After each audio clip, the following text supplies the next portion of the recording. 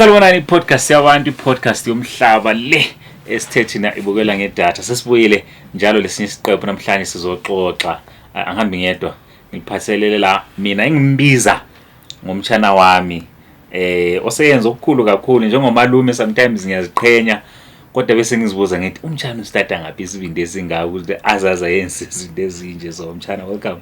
Thank you malume. Thank you so much ngiyaphila mina njani wena? Siyaphila. Thank you. Laba nhlele lo CEO. O business owner. Yes. Kunjani kodwa ku business world? Ku business world kumnandi kunzima. Yeah. We can say bit of both. Yes, yeah. Umtshana eqhamuka ePlumtree you said, right? Ngaphi Plumtree? Ngokuzalwa sidabuka komakhulela. Kodwa we have moved from komakhulela sasuka sa emaplazini manje sesise Fairview in between Marula and Victory. Okay. Yeah. Cela usichazele ukuthi wena ungubani. Okay, igama lami nguSifiso Chuma. Kodwa abantu bangazi ngoFifi. Yeah, Fifi Gold. Fifi Gold. Of which uFifi lo igama engikhule niteketiswa ngalo like Fifinyana amafifiza yabona. Yes. So yazi ukuthi abantu abaningi they will be asking ukuthi uFifi lo uqhamuka. uFifi lo is from ukuthi abantu babehlule ukuthi bethi Sifiso bethi Fifinyana. So nami ngase decide okay let me just continue with that Fifi. Then uGold is my surname. uGold. Magolide. Yes. But how was it growing up at Plumtree? Like what are your fondest memories? Into uthi wena yabona this I remember. Mina malume I feel like angizange ngahlala kakhulu emakhaya. Ngikhulele eBulawayo. Okay. So my whole life was in Bulawayo. Okay. So abo born location. Yeah, born location okay. Yeah. Still khona lapho koBulawayo how was upbringing yakho binjani? Because khona la ngifuna siye khona to understand mindset yakho ukuthi uzuzu lawo khona kuvele ngapi khonoko. Okay. Ekukhuleni kwami mina ngikhulele like it's different. I don't know ukuthi kufika njani ukuthi ngize ngibe CEO. Because I never planned ukuthi ngizoba CEO. Yeah. Mina I used to love music. Yeah. I used to love dancing. Konje futhi uyakwazi ukucula. So bengingumuntu obethanda ukudansa, obethanda ukucula, yabona. So ingqondo yami vele ibi concentrated kakhulu entweni zokujiva lezi. Remember ukuthi eBulawayo we used to have ama dance group. Yes. So we had a dance group ngikhaya. Like ama siblings. Yes, like family, like it was something like family thing, yabo. Yeah. So sathana lokugida like emshadweni ezabakhaphi nani. So that was the best moment for me. Like ngangifisa ukuthi mina one day I think I'm going to be a singer or a dancer because nabo Sandra Ndebele when sake safuna ukuthi hambe siyoba dancela isida i-dance group lokuthiwa abo sida wathwa hamba nje you understand. Wow. So that was my best feeling khulekazi. I never imagined you dancing. But then I've seen some of your videos here and there ujive room. Yeah. Nje room ifunda ngaphi uyijive ngoba umuntu okhulele koBulawayo. So yabona ngithi thina vele singamakhalanga ngikhaya. So sasuke ema reserve sabuye eBulawayo sahlala but that mentality ukuthi ngilikhalanga belikhona.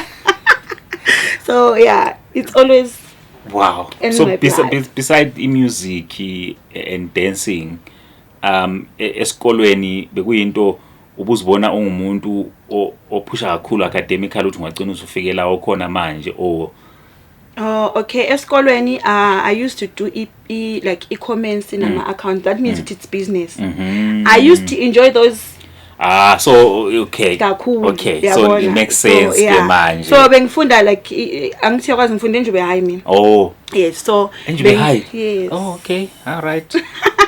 So ukuzothiwa isikolo I think it's the first school esaba labantwana aba protestayo at some point protesta what was that protest about? Beka trend some years ago Njube High abantwana bangena estrade. So ngafunda khona bengenza ama commercials nama accounts. So I was in one of those best classes. Yabona so ngangiyithanda ibusiness.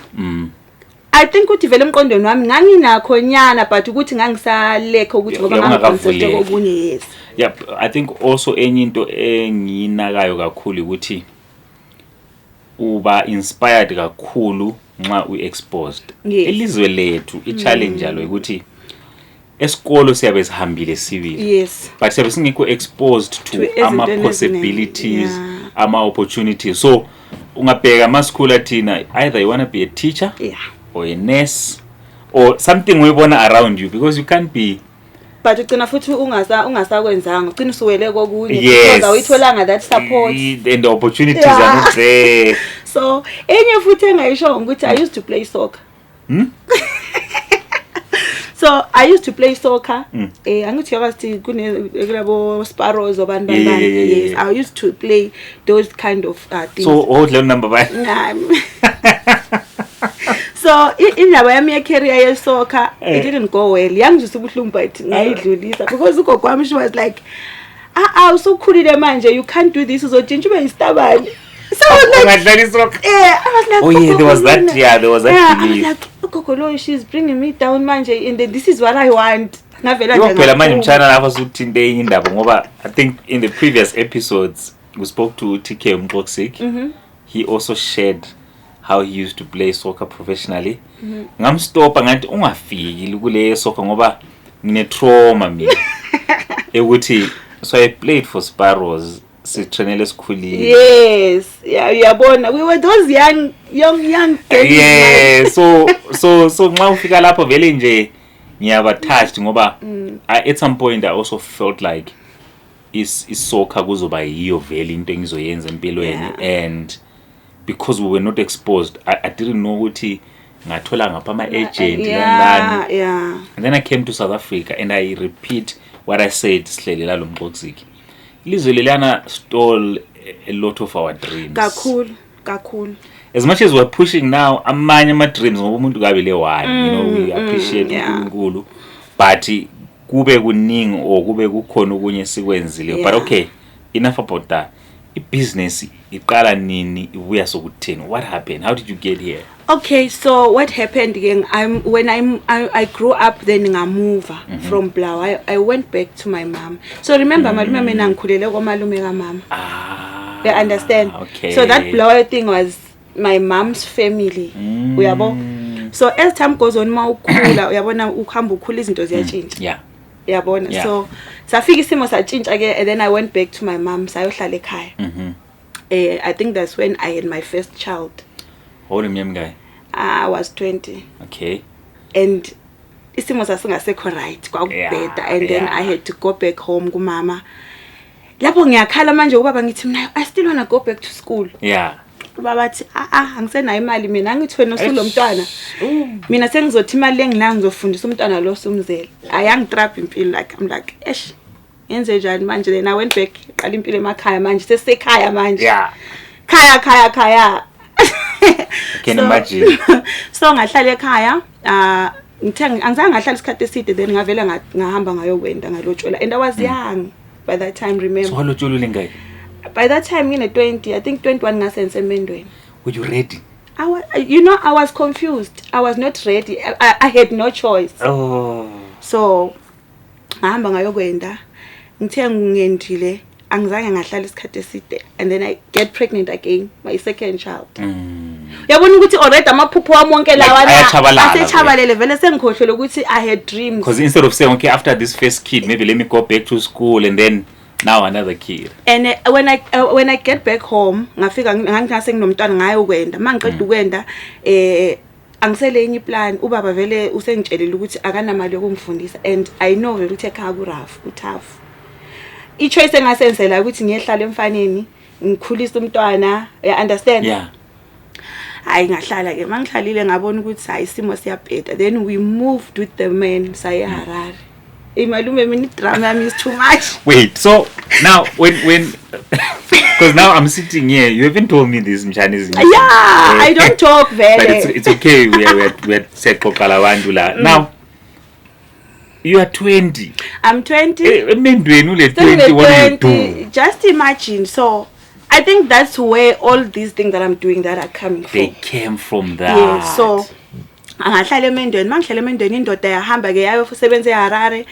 It was not a good job. Oyilokho nje ukusebenza nje. And then uguy wathi umfazi wami akabuye, then I went to Harare. I think it was 2012. Nginomntana wesi2. Then umama wathi lo mntwana omdala amlethe ekhaya, then wena qhubeka ngalomncane. Ngahamba ngaye eHarare lapha I didn't know Shona bayositha ndinzi. Sure, that was the worst. That was the worst for me because ngahamba ngagibela ibhasi undoda ngikhuluma la ngefoni ungidirector ngefoni iHarare ngiyazi. Ukuthi uyehla ngapho Yeah, mangibuza ebhasini bonke bakhuluma isishona, mangizama ukukhuluma isilungu they don't respond. So kumele ngikhulume lo mjidi efonini. So ngahamba ngayowela eHarare. Safika eHarare, we tried saphila but it wasn't nice. Umshado malume wakho lula. I know. Ask me. Yeah. And I was young. I remember ukuthi ngisasencane. Ngisasena emfuna ukwaphusha but right now I've got a man okumele nginakekele. So kumele you are now under this person. Yes, and then so kumele ngicabangele yena, ngicabangele le family, ngicabangele abazali bami ukuthi bangathi umntana ethu lotsholiwe in angisazicabangeli mina. Yo, so neglectile wena. Ngathi sengivalelekile ekhejini. Yabo. So it was 2012, 2013, 2014. 2015. Hayi kwakunzima. Wena at the time nxa ufike eHarare yena uyasebenza wena usebenza. eHarare yena wayesebenza mina ngangasenza but ngabona ukuthi umama ekhaya kulomntwana osekhaya. Yeah, kumele anakekele. And ekhaya isimo sasekhaya vele it's not 100%. Ngiyasazi ukuthi sinzima yabo. So I had to start ukudinga umsebenzi indawo ama-farm like eHarare do you know ukuthi eHarare kunama farm nani so bengahlala endaweni nice. I think I will go when I go I'm going to take a picture ngikuthumele ama video uzohleka yazi. Yeah. Ohlala la lihlala nga. So kunendawo nje like eziyakho ngabelungu. I understand yabo kulokuthi ama farm abantu abasenza lapha ama ukuhlala enkompo. Yes uyazi kahle ngahlala enkomponi. Ezinto zakhona ziyakhe ngama-plank amaphepha wangplank yabo ama-cabins lawa. So ngathola umsebenzi bangiqhasha ukuthi ngizoba ngiphekela abasebenzi. But the imali yakhona it wasn't enough because I had ukuthi ngampheka from ekseni kumele badle ngo-1 mabe lunchini. But imali yangikhona still encane. Ngiyabona ukuthi I had to ask and plead ukuthi ngicela linginike nomunye umsebenzi ukuze ngibalance isimo. So lapha nabe kwenziwa ukudla kwenkomo. We feeding inkomo like one of the best lokhuzeni ubhuti kaMbokodo. Besebenzela yena yes oseHarare. So feed inkomo I was like ngicela ninike nomunye umsebenzi at least mangashaya umsebenzi o2 it's going to be better. Because cabanga mawusebenza ukuthi awusebenzela $2 ngelanga. $2.50 ngelanga. So uyabona ukuthi ku trick. $2 ngelanga and ngeviki yakwenza emalini. Ngenyanga uhola malini nawe unezidingo umama naye ekhaya uyamemeza ichukela abana bakho in like remember ukuthi I'm the first born. But now if a 20-year-old now today says they want to get married or they're getting into marriage, what would you say to them? I complain. I'm like, you're still young. Kalume. Mana kancane, you still need to grow. So what would you say is the age? Maybe umuntu qala about 24, 25 kusiya le. Let's just say because umuntu mayina 24 malume usagcwele ukudlala, usafuna ukufulfill the dreams and stuff. Asithi umuntu mayesefuna ukushada at least abe na 30. Yeah, ngiyakuzwa. So now let's continue. Okay, Harare ngiyasebenza and then I had to go ngicela umlungu lo Folomani kulabo Folomani ngicela ninike nomnye umsebenzi. Banginikeza but it was tough. Bususenzani lapho? Umsebenzi lo remember sengicela umsebenzi o2 ngifuna ukusebenza umsebenzi omunye kuze lilanga le futhi ngisebenze kube umsebenzi o2 ngoba imali kaSamfani ikhona yes but naye iyo leyo abo $3.50 a day yabona ayikho uthando sometimes ngakuthando I love that guy chef uyongangimthanda noma wayehlayela but ngangimthanda wayehlanye wayesenzani too much nje hlala sishayana sisilwa nje but ngangimthanda.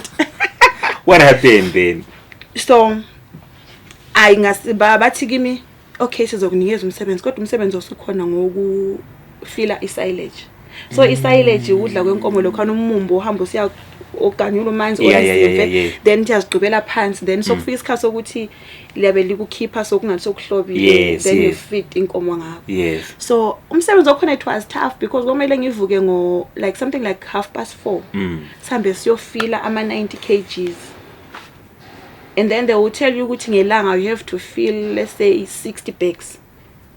And then was 6 o'clock exactly. Kumele ubuso ready ukuthi ama bag lana right imoto mayibuye ibi pick up on those bags. Ukudla lokhona mele inkomo zikudle kusachisa. So angisho yazi ukuthi inkomo lezi zenyama kulendlela ezifitwa ngakhona. Yeah, it's different. So kwakumele ukuthi ukudla lokhana sikupheke kusashisa sikupakishe kuthathwe futhi kusashisa kuyomixwa, understand. So ngivuke ngo-1:30 kumele ngifile ama-bags angu 60 ama 90 kgs. Yeah. Siwu2 sasebenza siwu2 by that time. Mawuqeda lapho usuku ubuyele. Mangiqeda lapho mabe qeda ukuthatha labana behamba mina sengiyongena i-day shift eyokupheka ngiphekela abaphilaba abanye abangena ku shift. Yabo. So it was tough. But then ngangingenandaba because ngangitshela ukuthi okay it's fine, that's how we grow. Also like I mean kulabantwana you need to look after them. And by that time ngangisekunabantwana abawu2 uyabona. Yeah. So kwaku rough. So how did you then leave Harare and where do you go to when you leave Harare? Harare it was 2015 where we started having problems. Yeah. Lo baba abantu abami we were fighting kakhulu like kungasekho mnani sengibona nami ukuthi manje no I think I need to leave. Yeah. Yabo. And then I left. Manje inkinga ngase ngipregnant another one. Mntwana was 3. Yabona like sometimes ngeke ngisho ukuthi ngangiyislima or what but go stage yeah. And sengi pregnant manje umntwana wes3 and then but I'm leaving. I'm like I'm going manje. Yeah. You've made up your mind. Yeah, I'm tired. I can't live my life like this and I'm still young. I still need mina malume ngikhula I didn't have ingqondo ukuthi ngifuna ukuze egoli. Yo even my mom namanje amuze khuluma ethi mntana amangazi wena you never loved igoli mina ngangingakaze nje ngaphupha ngisegoli. Yeah. So I went back home. Mangibuyele ekhaya ngafika isimo manje vele siyabheda kumele ngisebenze kumele ngiyenzeni yende so kunama-farm ama-plazant akhona vele kuFingokodwa so bekuyenza into zamatamati ngosule experience phela manje farm experience yefarm manje sengifuna imali manje my mind by that time ukuthi ngifuna ukuthi ngisebenze at least ngithola imali ngikwazi ukustocka something and then start selling because ngangelenye choice ngichila indoda phela ngibalekile sengibuye ekhaya abadala mawubuye ekhaya uzushiya indoda awulama like phela ubala mahloni there's that thing of like kuthiwa ngomabuye kwendeni ama return soldier doesn't that affect you? Don't you carry that? No, I didn't carry that because umama mbase bekhathi I think nabo base bekhathele ngedrama because we were always fighting ngihambe ngiyombophisa ngiphinde futhi ngimzwele. Remember there's another day owangishaya ngangiseHarare wangishaya ngebhodo like something somewhere here mangifika yozikho uthando alubona mangifika esibhedlela into ezimawulimele they baba kulaphi mawungakhulumanga ukuthi what's wrong.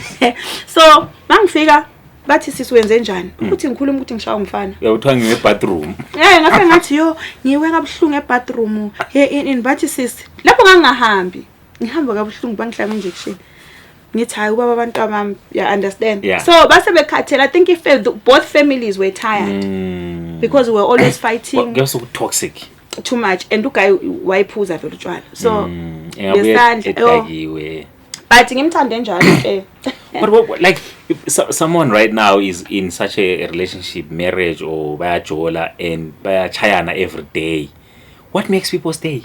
That's why you don't see me not having a stable relationship now because I know where I'm coming from. But then because it affects you going forward because you're scared now. I'm scared and I don't want to get that pain again because what I've realized ukuthi ungangena ku relationship manje umuntu sefuna ukwenza ngathi uyakuona. So control. So I don't want that. But then how do you? The thing is, you're not gonna know. Yeah, you never know. You'll meet a person and they're good and everything. Akakubonisa ama true colors. Akubonise sekuphakathi. So yeah. So how do you deal with that then? Mina malume angihlali ku relationship. But then manje uzoba lonely vele. I'm not lonely. I don't want a relationship lezo ngenza ukuthi ngiphila ngathi I'm in a prison again. Yeah. I've been ngine anger actually. I think I've got anger. Like do you still need to maybe revisit that the past and deal with that pain so you can heal from it? Because as long as you didn't heal, you can move on and whatnot. But if you haven't healed, I don't want to go to say you must forgive because sometimes forgiveness is not easy, man. But the thing ukuthi mina ukuxola ngiyaxola because even though abantu abansasine nezinkinga ngakwazi ukumxolela then saphinda futhi salungisa izinto. Lebiyelana. That's one thing engisho ngithi manje angivumi umuntu mayethena ku relationship ebuhlungu elokho ehleli. So sengibalekile mina le emsebenzini eHarare ngabuye ekhaya ngahlala. Ubhuti wavuke egibela ibhasi. Okulandela. Washiya umsebenzi wathi mina ngilandela umfazi wakhe. Ubhutini wayengweplant. Like yeah, ngabe plumbed but they grew up like ngabantu laba bakhulele ebalungini. So I understand nje kanjalo yeah. So mayebuya la usuvuma futhi uthathe wabuye uthe mayebuya wathumela abadala waxolisa in umama wayemthanda umkhwenyana wakhe kakhulu because yena he was someone like ohlukumezanayo but ukuba responsible also he was responsible. So mamami wayemthanda umkhwenyana wakhe amfuna uqamba amanga like I'm like ay umama yenze njani ngibuyele kubaba lo or what and then ubhuti manje seqala ukwenza izinto ezi right manje siyaxolelana senza you know it's obvious I mean he's not going to repeat izinto ezakwenza wahamba so that ngilomuntu angithi kumle ngasuka ngipregnant sekumele ngitete it's 2016 now sengitetile umntwana ongumfana umntwana uphuma ufana naye like sure igama mangiqeda ukuteta avela afika esibhedlela amnikeze igama umntwana thumela igama ngithi hayi izinto sezi right. Yeah. But ngithi mina hayi okwamanje ngicela ukuhlala ekhaya. Ngapho ngisazobuya ngizidlalele ekhaya. Umntwana akhulenyana I think umntwana mayelabo 6 months. Siqale futhi indaba yokulwa malume. Ale phansi. Hayi kuliwe man. Paper 2 manje. Hayi ngiyabona ukuthi phela la istory lesikuthi ukuthi ngangiqamba manje ukuthi kuzolunga la. Ngithi hayi is case fine. Qhubeka. Kwafika to a point where uguy wanjola. Uyabona and wakubona wena wajola uthe mayijole wajola lo muntu engangacabangela ukuthi engajola naye. Is it a friend or no it's umuntu nje like isasiphilisana like lasesontweni nanganani you understand and umuntu engangimhloniphe engangacabangela ukuthi angenza kanjalo and nginomntwana mina I think umntwana manje sena 8 months. Hayi ngiyeza abantu bayakhuluma ayazi mawufika ebantwini makune story ubufika bekulo yeah Banzele ngunguna.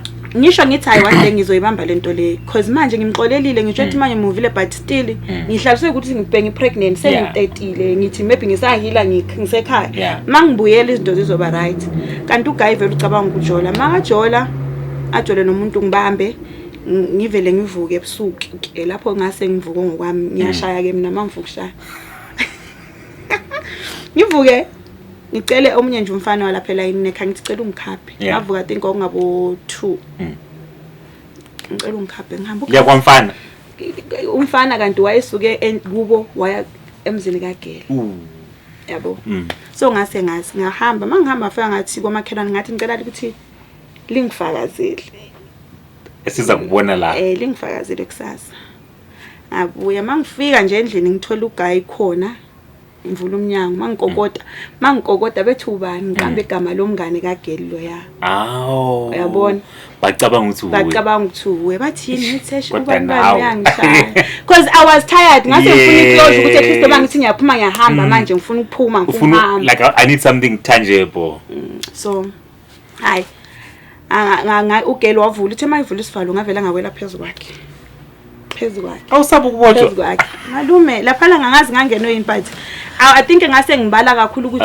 kuningi ngashaya uguy wahlwavela waphuma weqa wahamba chaphansi wahamba uguy zange sambona ngasala ngisebenza uGele uguy kanjani sehambile sokukhala umntwana manje uthi ngicela ukuthi unganavani kungabulala umama kwavele kathi ngathi bakufani ngamchiya umama manje sokusila umama kabangiboni bakuthi too much uyephi mangifike ekhaya mama athi ubuyephi ngithi hayi ngicela ukuthi lilindithe amaphoyisa or usebhuku sengibuya kulwa labantu ngishaya umuntu I think lapha ngase ngivuke ulutho kukhona okusukuzwa ukuthi konke khona la ngahlala that's what made me come to South Africa into yangenza ngabe South Africa ngabona ukuthi no this is it enough is enough yes ngabona ukuthi I relationship it's not supposed to be like this regardless ukuthi umuntu ngangimthanda I love my man kakhulu ngoba sasikhule sonke you understand he knew my background but abuse yona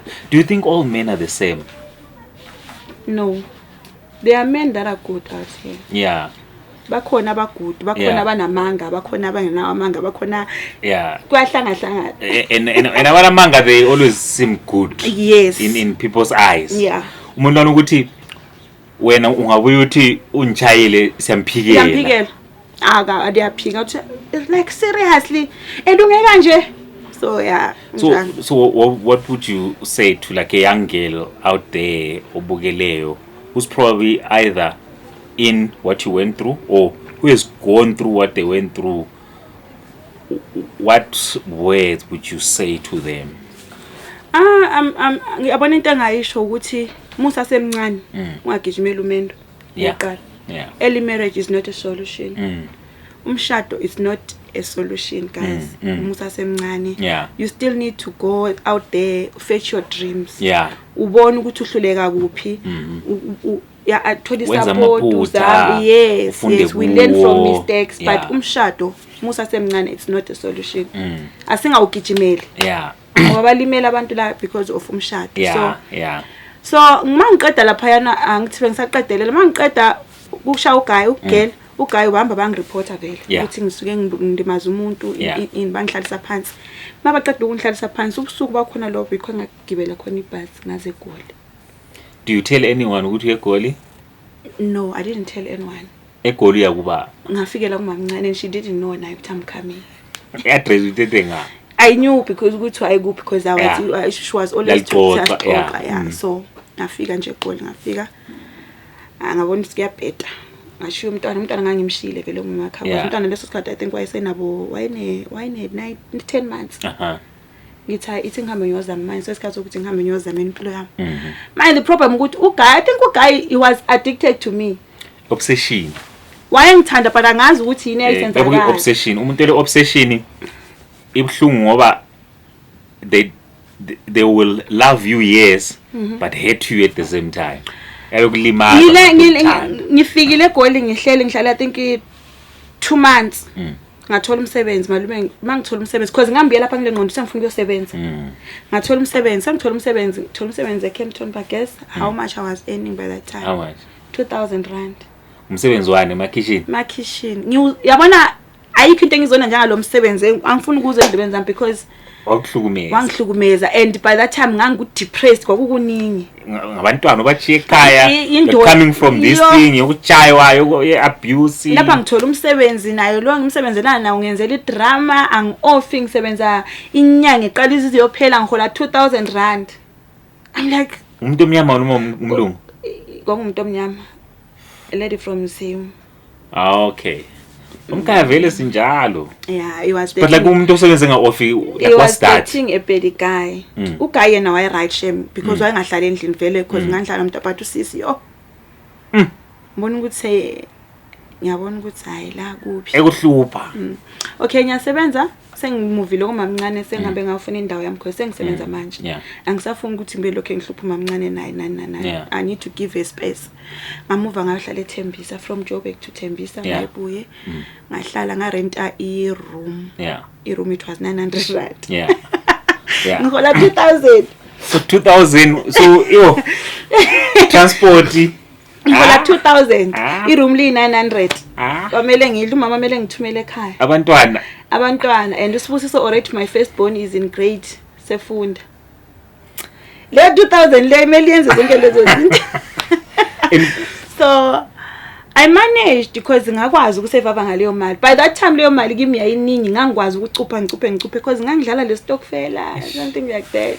But you guys vele ukuthi sometimes we do not give you your flowers yabona you guys women anje vele kwenzayo imali yona le encane hayi thina sikwanisa. I was dlala ring stokfela mbadala irent yami because I think okunye okungiseva ukuthi ngangihlala emsebenzini. Okay so into ukudla at least you are saving on that because udle emsebenzini. So like endlini uhamba ngeday yakho ngihamba day off yona leyo. How ngisathi ngisemsebenzini sengithola indawo senginepeace ubaba abantwana nami sebuyile sevelile seqala ukubuya futhi again. Ubuya usekhaya noma useseGoli? Sebuyile eGoli sengilandelile ulandela umfazi wakhe. Hayi uGuy angidala mina I can't live without you. yabona manje sengisukile ekhaya sengibuyile mina sengitshintshile in back to square one. Paper 3 malume yo. But manje ingqondo zami sezisebenza manje ngoba sengitshela ukuthi yabonani angisamfuni eduze nami. Noma ngathiwa siyabuyisana sizobuyisana but ngisacela ukusebenza. Give me my space manje. We have got kids. Sesinabantwana abawu3 manje. Sinabantwana abawu3 basekhaya. Ninabazali mina ekhaya ngi-first born breadwinner. Babheke mina so. Yeah. So I need to work manje bra. Ayisiphushe vele. Siqolelane sibe right. I think 2018 manje khonapho kubo April ngoku birthday yakhe I think saxolena saba right but I'm now staying on my own space. Ngifuna ukusebenza. Angisafuni into engiphazamisa because manje ziningi emvaleni. And umntwana nami lo second born sokumele aye ku grade 1 of which lo last born naye manje useduze na uzoya esikoleni futhi so we need to work. Awugayi vela understand sixolelana kube njalo sezama ukuphusha manje ukuthi naye abonise manje ukuthi sengubaba yathumela ekhaya uyasupporta ngizumama sekafona hayi useyavana ekhaya Mzali phela barubheka easy ezonke kubuya igrosa barubheka easy ifizi ibhadaliwe hayi mntana nami usele ngqondo setshintshile ini ngithi okay la unxa usizumzali esitsho njalo uthi my man is now many so ngiyabona manje ukuthi indoda ukuthi sibona mistake ayo ayikusho ukuthi impilo izokuyitshintsha ngisegol vele impilo inzima I need to have because ngisebenza emakitchen akunamali kuningi but at least mama ebisi sonke sengicabanga ukuthi manje silungisa izinto guess what uNkulunkulu ke wavela wayenza iplan yakhe we met and then sakhuluma saba right siqeda uxolelana just right I think a week after he passed away. Whoa, how?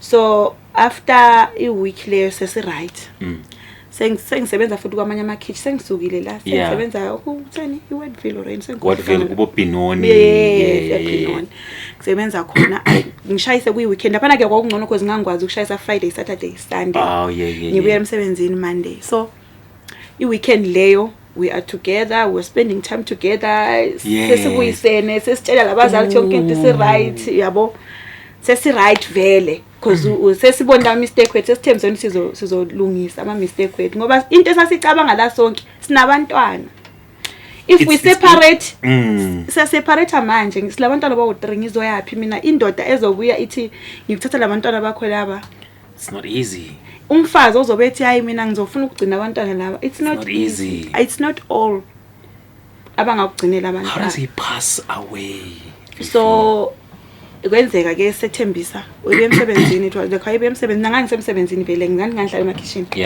ngangisuke ngeSunday ngabuyela emsebenzini we had pictures yazini reunion I was happy ngithi hayi indoda yami ibuyile phela manje because ngilokho ngiyahlule ukujola lami lokho ngicabanga indoda I'm trying to focus but yabo uGuy bamgwaza wabela washona at the spot 2018 it was 17 March no so like 3 days ago it was like ngoba ngathi ifilm ngoba ngathi movie because ngoba nzima uGuy washona because possibilities that he maybe I'm not saying ukuthi wayabe setshintshile kwamampela or wakuzoba ngcono going forward who knows no one knew but the fact ukuthi ngangimthanda so ngangibelieve ukuthi everything is going to be okay because we are thinking of our kids yabo and I know where you're coming from and man. Also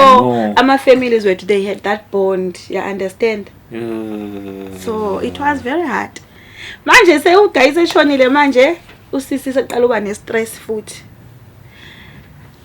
angazi ngiqalaphi manje now at least yebo umsebenzi sokungconywana sokwazi ukufana ngabo weekend and lo msebenzi in terms of salary sokungcono ngokungekho ngcono kakhulu but it was better because I was getting 3.5 yeah it was better I had to leave umsebenzi manje sokumele ngekhaya uGuy seshonile we need to run izinto zama funeral nani oh my god kwabanzima manje sengibuyele ekhaya ngihamba ekhaya masifika aqeda umncwabo nje waphela into zavele zatshintsha kwaba ngathi nje uGuy uhambe nelike yonke umsebenzi waphela into yabona that was the worst year for me. Yeah. Because nganisazama ukuhila from ezinye izinto. Yeah, the pain in the past, the abuse and all so that. And then now you lose him. Yeah.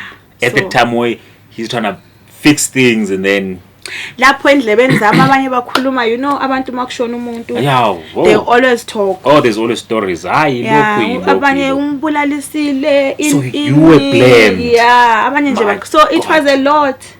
How do you take that? Angizange ngaba nendaba ngathi mina uNkulunkulu ngiyokazi. Only God knows. Yeah. Because mina ngase ngi right naye, and no abantu bonke they knew ukuthi besiphila kanjani. So it's not ukuthi mina ngizoba nenkinga or ngikwati ukuthi why bekhuluma kanje, because mina I know ukuthi you know yourself, you know what happened, and so ngalimala kakhulu from that's where I think I got strength some sokuthi ngivuke manje ngiphakame ngiqala ukuphanda. Manje usuphanda now, you like I'm alone now. Angisela umuntu ongimelayo manje. Akula backup. Angisena backup, and umama ekhaya mayithukela kumele mbone ukuthi uMancube uyithola. Yeah.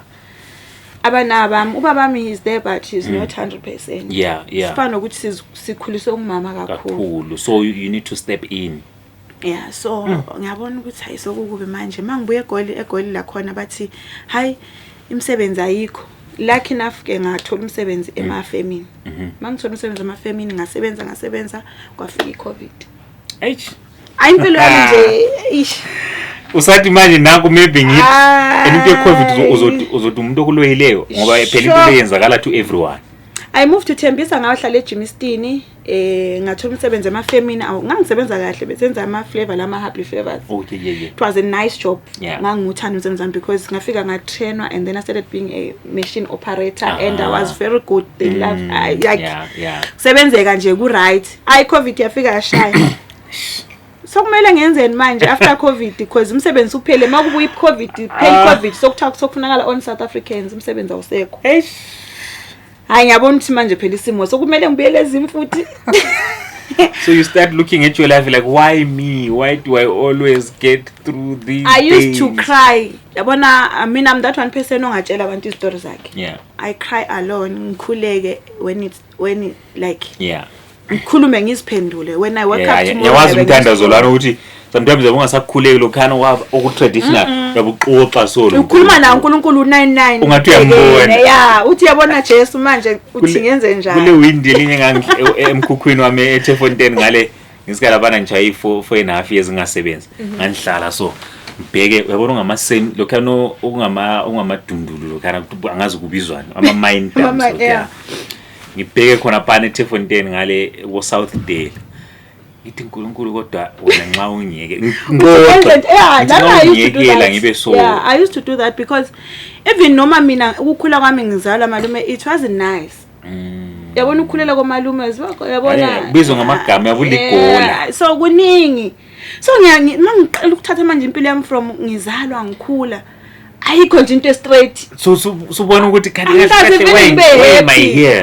Angikaze nje ngibe ne that peace ukuthi okay ngififi ngikhulile ngikhona, my life is 1 2 3 ngihappy ngijabule. Kuhlala nje kungamagenqi gonqo kuyehlela. So I'm like uNkulunkulu wangenza so bese ngithola umsebenzi manje sokuyiCovid sokuthiwa akusafunakala maZimbabwe sokuphelile. So but then that's where you strength ne ma umuntu yabona umuntu ofana lawe zo angeke umenze lutho. Ay manje yabona umuntu who's gone through this buza mina I know lokho ngikwazi from my personal experience, the people that I coach, people that I meet, people like you. I've sat down with you. There are words that I've always said to you. And I'm glad that you're now telling your story, because whatever that you have shared with me is not everything. But today, I now understand why what I see in you. So after lapho ngeCovid mina vele bengiqhina ngezinto zokuqhina because ngike ngaphila kakhulu ngokuqhina ekhaya ngesikhathi ngisekhaya ngiluka ama braids nani. I like okay, I don't want to do inwele kakhulu, but let me just try something, maybe ngizotshintsha isimo sami. So ngahlanganisa nami ngathola 2.5 ngadinga isikolo ngihamba ngayobhadala ngafunda. So funda nawe into zamazipho la because siyakhuluma manje ingqondo yami enye ithi ngenze caregiving enye ithi ngenze amazipho, but ku caregiving manje ngiyabona ukuthi I don't have amaphepha. Umsebenzi caregiving kumele yes, but lo wamazipho I can manage. Ukuthi ngenze njani? Yeah. Ngisebenze or ngisebenze nami khoba kubo small street ngiseva. Yeah. So now usufundile konke lokho amazipho uyawuthola yini umsebenzi kumbe uyazenzela kwakho? So ngathi ngisiyofuna umsebenzi vele ngathi ngisiyofunda. Ngathi ngifika kuleyo teacher wayemfundisa ngamtshela ngathi yabona mem ngi-stranded. I need to learn and get a job sometime. Yeah. Wang understand usize and ngashesha. Yeah. Kwakumele ngifunde 3 months. Yeah. 2 months ngase ngizibona vele phela umuntu vele o desperate makumele afunde uyafunda. Yeah. So awula choice. Ungathola interview same time. Ngayithola Ellis Park. Yeah. Kwenye salon okuthiwa Epic Queen Beauty Epic Queen. Yo I love that woman shame wangithola lo ya mama. Yeah.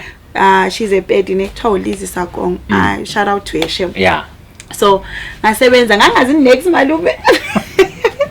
Mama lona she loved my confidence and she loved my work. Wathi yabona ngithanda ukuthi une confidence. Yeah. And okunye ngangisenza inwele remember.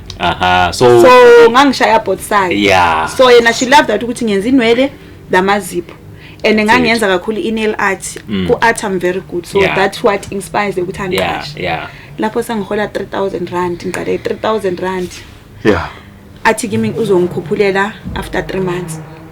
Okay, ngisebenze Ellis Park lapha na ngithi okay it's fine. Ngisebenze sengilokho ngiyagain experience kancane.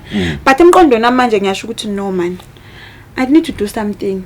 So the other day ngafika ngamnokhele office ngam approach ngathi Lizzie azikhona into engiplanayo. Yeah. Ngicabanga ukuthi since lapha akukho it's not that busy because ama student indawo yama student angale. Yeah.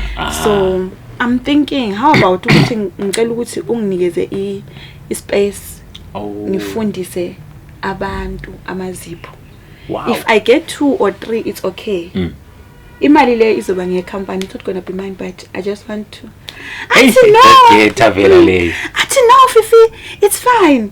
It's fine as long as it's gonna keep my place busy. Right. You can do it. Yeah. Okay, ngaqala manje ngiyaposta manje ku Facebook. Ngifuna abantu enzobafundisa ngithole student esi1. Sibuye ngithole esinye ses2, ngithole bengu3. Ngibafundise vele nge1.5. Bafundi babe right 1 month. Abayenzela ama certificate mama loya. Athi you are good Musweni. Yeah. But manje ngiyabona ukuthi ngifaka imali ecompany but still mina ngapha ukho busy and uyabona sometimes awusebenzela umuntu uyabona nawe ukuthi okay noma kuthiwa ngifuna isalary yami ne iyavela but iyavela ngaphi ngiyabona ukuthi la it's quiet so ngahamba ngamtshela ngathi I'm thinking of ukuthi ngifuna umunye umsebenzi. Yeah. Mina my dream was ukuthi vele ngifuna ukusebenza ama company namakhulu to grow my skill. Yes. You understand? Imali ngangelanda bala kangako because ngangifuna iskill kakhulu ukuthi iskill sami sivutheleke yabo. Yeah. Ngamakhetha umsebenzi Cream Beauty Lounge. That's where I grew. Ngakhula impela bangafika before bangenza interview because ngase ngi-right. Yeah. Ngaqashwa manje ngifika mama lana futhi no I would love ukuthi ukhule. Ngizokupporta in everything. Ngathi umsebenzi but then nayo uthe mangisuka belwahlo wavali shop. Oh. Because it wasn't busy bavala. Yeah. Ngasebenza ke that was the worst job engangithole indlela engangithithwa ngakhona but the fact ukuthi ngangikwazi ukuthi ngifunani ngasebenza ngihlaliswe ama court. Yeah, I know such toxic works environment. It was bad. So ngasebe bangiqhasha bangisa elindeni bantshela ukuthi sikuqhashela usokuhlalisa lapha but you are going to a new shop e New Denfane. Ngathi okay ngahamba sa New Denfane evuliwe kwakunzima. Yazi noma ungazi uwisa ibrush imlungu yabe setshela ukuthi uwisa ibrush sasiyabonizwa.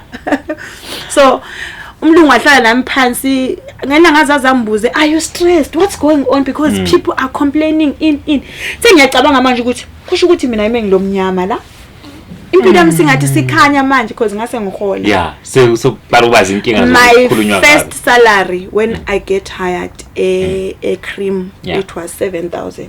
Whoa. Yaqala uyibamba phela 7,000. Kwathi ngihlanye. Yeah. 7,000 imali engaka. Yeah. Phela lapha vele sengi-rich. Yeah. That was my first salary. Then ngaya sengise Denfane bese ngidlalela kubo 9 10 11. Yeah, understand? So usizwa la udayise ngiphila manje. This manje sengiphila and nomsebenzi wami manje unjani uya reach the Uyakhula level ngifuna nawe. ukuthi ufike khona emqondweni wami mina ngilokho ngifunani I still want that yokufundisa abantu because Yeah. ngiyayibona ukuthi abantu bayafunda but most of them abafundi the way what they do akukujabulisi mana because quality. yes because nami ngafunda but indlela embona ngakhona you struggle ungafundanga kahle you struggle Yeah. to get a a job. lot. Trust me. So ngasho ngabatshela emsebenzini khona there's a girl uAngie, maybe you know, one of my friends. Yeah, I think yes. I've Amtshela seen ngathi her. Angie mina I am living la eCream. I wanna go to Dream Nails. Athi ngithi you know why? Ngifuna iskill sala sengisazi. I now know all the products. So ngifunda ngani? So ngifuna get Dream Nails so that I can catch up with the biggest South African brand salon. Yeah. Ngibona ukuthi basebenza kanjani. Then Yeah. if I get there ngingabona then it will be fine. Yeah. And jathi okay apply my friend. Mina ngifuna uqamba manga mangi-apply malume ne. Angikaze ngijike ngaqashwa. Bawuqashe Dream Nails. Ngahamba ngayi Dream Nails ngashiya eCream nga-apply Dream Nails. Mangifike Dream Nails bafika ngayenza. So ngayenza lokho abayenza. Ngithe mangifike endlini bathi you are hard, come to work tomorrow. Sengivele sengifonela umlungu ngalo ukuthi hi mina I'm no longer coming. Hey Miss K, I will see you in ngashiya kahle mina one thing about me mangisho umsebenzi. You don't burn bridges. Yes, That's I good. don't. Ngaphuma kahle. So ngaye Dream Nails ngasebenza unyaka I was earning ngoma 11,000 12,000. Wow. So ngayibona ukuthi I can still work out isikolo sami manje. That's when I started to post ukuthi I need 10 people. Remember? So that's where it all came from. Yes, I need 10 people that I will start helping. Ngibafundise blah blah blah. Yeah, then ngabathola kabantu ngavula isikolo. Kodwa it was tough. I know. How many times did you like throw in the towel and give up? Because you call me like mina malume ngiyayeka lo. So mangiqala lapha na remember ngene ama student and ama student ngangawabhadalisa 1,000 rand malume. I need to pay rent. Lapha ngangithi mina ngiyabanika ama products. Yes, ama products imali. Lapha I think into eyimpusha ukuthi ngangifuna to give the skill. You had the dream but you didn't know how to administer it and like manage it. Yeah. So now ngiyasebenza Dream Nails. Ngapha sengivula isikolo. I know, I remember. Sengivula isikolo. Kube khona nje omunye wayithiki uzobe uzoncedisa nawe angenzela idrama kwaba nedrama nje ngathi mina ngiyayeka lo Auntie Bishi came she was like sis. Yeah. You're not closing this thing sis uyaphambili. Yeah. Ngithi hayi kanti lo uthini naye? Yeah. Athi angisho uqalile sizokusupport athini? Yes. Hayi okay it's fine. Ngangise basement. Nganthola kuli room nje I think it was kukwana amatafula u2. Yeah. Basement ngibafaka khona lapho ngabona ukuthi ayikho le and then ngakhuluma ne-caretaker wanikeza bachelor flat mangithi bachelor flat noma abantu manje seqala uku-inquire manje sefuna isikole sapusha but still kwakungekho enough because ngangisebenza ngapha ngi-attend ama-student so I had to go emsebenzini ngiphinde ngibuye ngiba athi mangi-off ngangispenda the whole time because ngangithola 2 days off Monday Tuesday ngiyabe ngisesikolo ngiyamenza emsebenzini ngithatha leyo salary yangade ngizokava ngapha yabona nje into zami khona like I'm like I but ngaqhuba ke angizange ngalinda ngaqhuba and then we get to a point whereby emsebenzini they didn't like what I'm doing vele bengajabula kanjani when you are growing. There are people ukuthi mina I'm that one person ongabamba amaqhubu noma ngazi ukuthi ungenzeni I act like yes. I'm that one kind of person. Umlungu wahamba wayoprinta the page lami lesikolo and my WhatsApp business wayifayila wabuya nayo wambiza ku meeting lapho I was the best nail tech. Umlungu uthini manje what's the problem? Umlungu wayese in between manje she didn't know because she didn't want to lose me. Also she's frustrated ukuthi I'm doing my business while I am working for her. Remember this is an Indian lady that we're talking about. Okay. Makes sense. So abuye nje printe yonke into. Hayi mangifika emsebenzini ngithole nje vele into zitshintshile bengi off. Sesikolo ngibhizi ngiyaposta ngiyenzani. Sengifika nje la semsebenzini nabo bhururu bama baqedakali nje yabo. Ngizomlunga athi sisi office. Mangibize officeini afike angivulele nje the paper. Athi what is this? I can see you are doing your business. Why do you post the work that you do here on your page? You are sabotaging me. You are taking my clients. I'm like, oh my God. manje ngenza kanjani ngim-explain ngithi I'm not doing clients, I am doing trainings, ngiyenza ama-trainings ebantwini. Athi akhuluma into zakhe sigcina sesingathathi sazwana, ngivele ngisukume mina inhliziyo yami incane ke sometime sukume mina ngithatha ibag lami ngithi I'm leaving, I'm going. Mangisuka the fun part mangisuka le qondo yami straight eclassini. So vela wala stress. I know. You see, when you have a vision and you have it there, no one is gonna stop. Ngikuka ne-uniform manje ngithi mangiphuma nje ngiyagibela ngiqonda straight ebarrier mangifika bathi hawu mimi namhlanje ngithi ngibuyile ngisayindawo.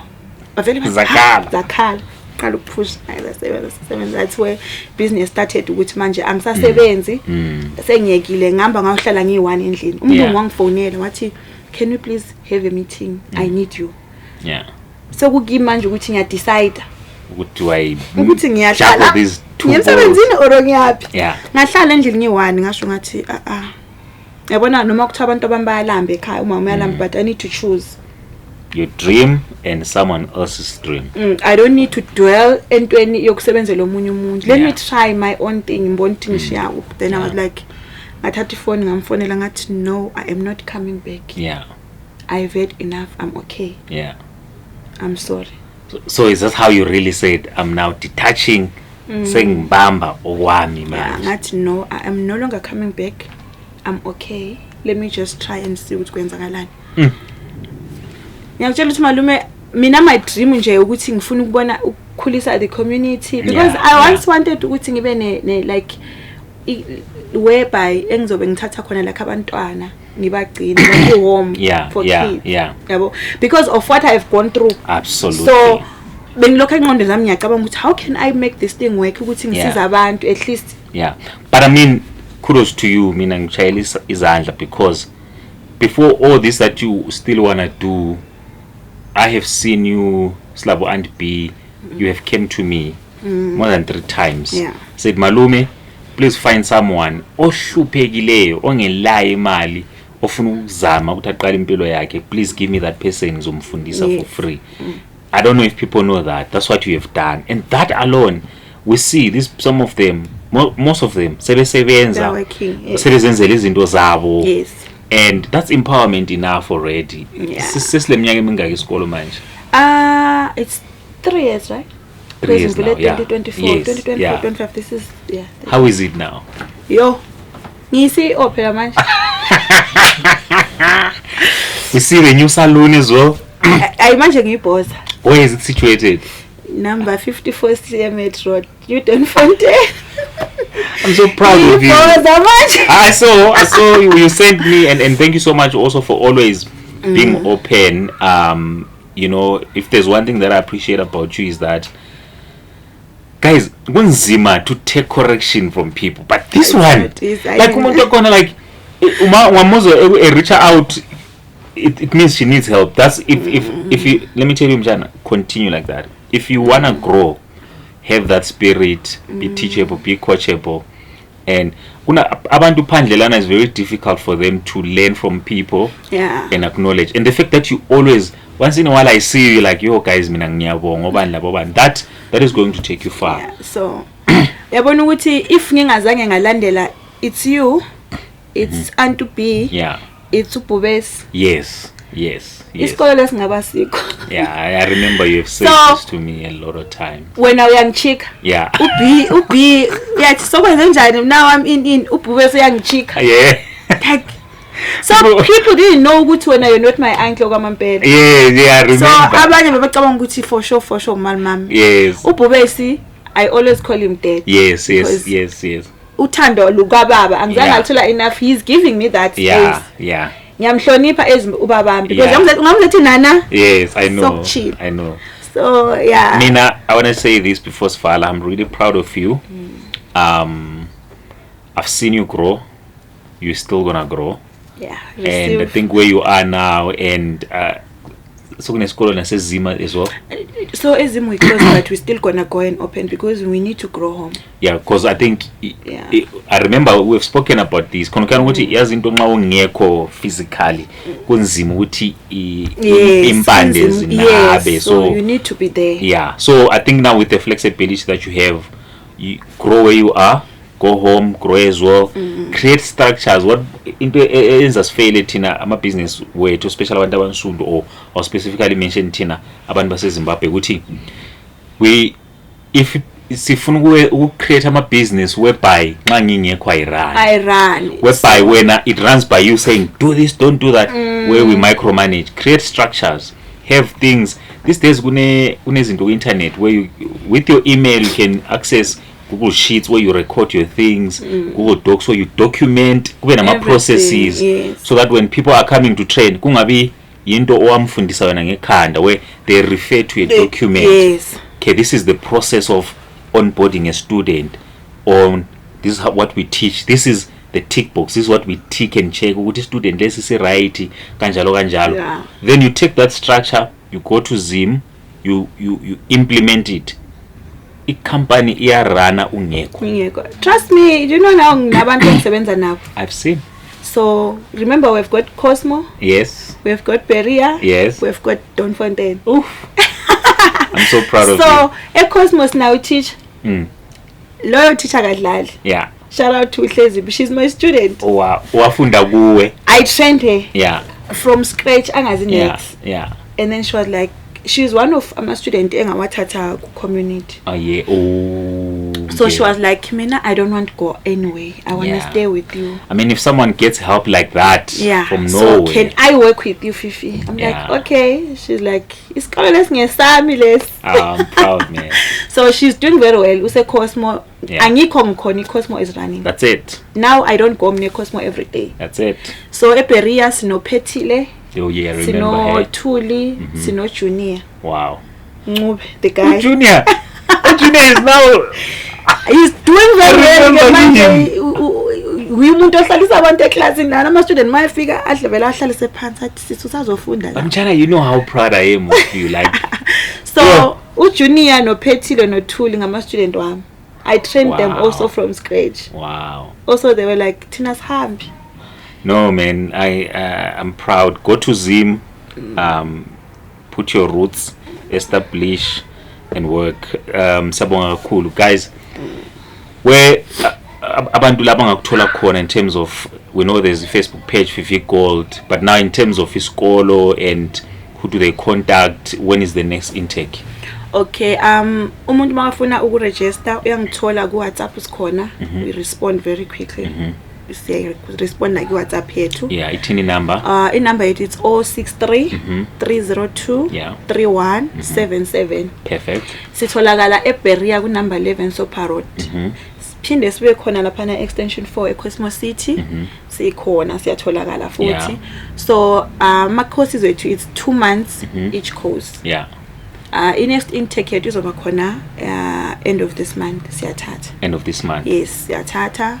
Also we are having ama specials because sifuna accommodate wonke umuntu. Yeah. So isikolo sethu it's all about accommodating wonke umuntu. Sifuna ukuthi wonke abantu bekwazi ukufunda. Wow. Not all as afford ikole eziphezulu ezidurayo. Also we are not yet accredited. Yes, I remember. We are still growing. Sisazama siku process but sokusele kancane. I remember ukuthi ubhize Pretoria with accreditation. Yes, so once iyaphuma nje you let us know. Kodwa ke umsebenzi ngecertificate sami uyawuthola. Yeah. Siyabona abantwana. Nami ngiyakwazi ukuthola umsebenzi mangibona ipotential. I do know ukuthi bakhona amasaluni amakhulu that call me. And we're looking for nail techs. Do you have anyone who's good? Do we have 3 who are good? Then I'll go. So potentially unicorn. I'm not accredited, but and thank you so much also for mentioning that, because I want this card then they will want to then find that she accredited and mentioning it beforehand. I'm not accredited, but umsebenzi uyawufunda badala umsebenzi wezandla vele manje yingqondo. Yes. Whether we like it or not. Angiboni ikhona AI azoba khona ama robot but kuzoba nzima, kuzothatha isikhathi eside ukuthi egcine sesenza ama nails ngoba ama cuticles azolimala. Yes. Ngona ukuthi siyawazi nama cuticles. I know. Nosibonge kakhulu. Ngicela ukhulume nomuntu intombazana nje ekhulayo laphana ethi inama dreams kodwa ayikwazi ukuthi yenzeni isukume ibambe nga. Talk to them before sifala. Okay, Wena as a young lady osakhulayo ngithi don't sleep on your dreams. You still have time. Amaphupho ayafezeka, with or without money you can still push that dream. Sikhona Tina we are in school also, we are in therapy. Yes, so okunye abantu abaye kumendo. Umendo is not everything, guys. Jolani kodwa don't get married early. Umuntu akangajaha umendo. Early marriages ngithi no, siyayivala. No drug abuse, siyayivala. Sifuna abantu bebe right. All those kids abasemakhaya abaqedile form 4 ngenamali. Umzali akazama ukumletha afunde iskill. You can do it baking, you can do it cooking, whatever, but as long as it's a short course, it can assist you, kuyakuboost. And the moment usiyohlangana nabanye laphayana, into leyo bezixoxa ziyakhaliphisa. Yes. Ungagcina usiyenze into enkulu. Edlula even nale. Yes. So abazali abazama ukuthi umntwana mayembona ukuthi imali ayikho, vele imali ayikho. Yeah. There are people that are failing abantwana nxa ukuthi uthiwa imali ayikho, sokuthiwa akahlale endlini. Yeah. Those are the kids that we see on streets. Wow. So we don't want that. So yeah. Mbukeli wami siyabonga salivala uhlelo kodwa indawo yona isasekhona, the platform remains. Podcast yabantu sazobuya lezinye indaba ezimnandi, siyafunda, we documenting history yethu. Nangu umchana lana usele sikolo uyakhula besimkhangele thina esastruggle, and here she is. Kusethu desilethelena abuye azoxoxa and inspire someone othi laye unawo amaphupho kodwa akwazi tayenza kanjani. Siyabuya aside indawo sikhona. Danko.